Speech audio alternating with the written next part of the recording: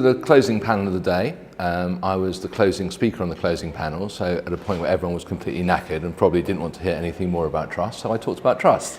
But I said we had to think differently. We have to think differently about trust, we have to think differently about leadership, we have to think differently about risk, and we have to think differently about compliance.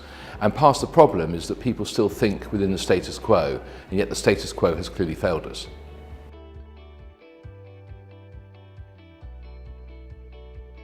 I'm not so much sure that trust is under threat, but trust has become just another meaningless term. It's exhausted, it's been overused and exploited by business leaders and by politicians who keep on asking for more trust. And some of them were never even trusted in the first place. So we never really trusted politicians, we certainly didn't trust estate agents, we weren't that keen on lawyers or bankers, and even a repentant spinner like myself. PR people were never trusted either.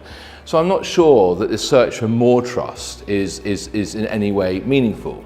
What I've been looking at is models of trustworthiness, and trustworthiness is personal and it's reciprocal, and it's built on different principles, of which two of the most important are vulnerability and dissent. Making yourself vulnerable as a leader, sort of making yourself vulnerable and open so that you can listen to dissenting views, you can experience and share disagreements, but you can do so in a productive, generative way, not trying to always impose some sort of corporate bureaucracy or corporate solution and then hope to be trusted. And at heart, trust is not a message, trust is an outcome. It's deeply behavioural, it's what you do, not what you say that counts, but too often people just sort of use it in some sort of bullshit term and use it as exactly that, a message.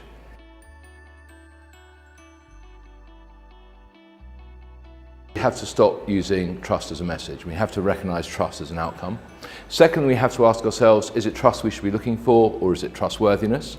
That trustworthiness is personal, it's reciprocal, it's based on honesty, competence, and reliability. These are three very simple things to look for.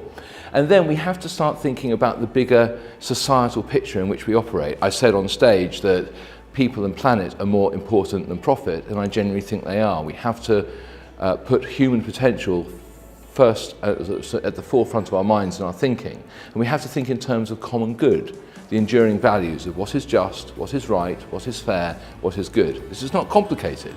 If we can do the right thing, then more trustworthiness or more trust will emerge.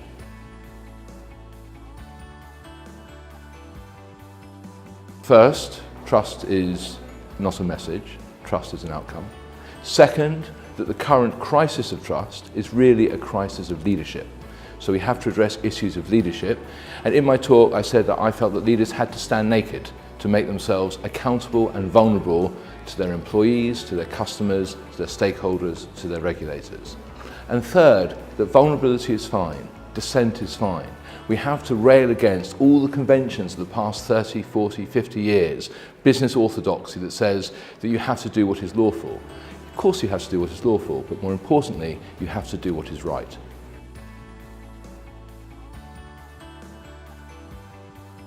Future talent means somehow managing to bequeath to the next generation a less messed up world than the one we currently occupy. I think we live in times of great danger and great fragility, and I know a lot is said of that, but in everything from the fight for truth and trying to oppose fake news through to the need to reconnect society, broken bits of society, not just in the UK but globally as well. We have to find a way to heal some of these divisions, and we won't heal if we don't understand that the future is there to be negotiated across a whole range of people and not imposed from a small elite.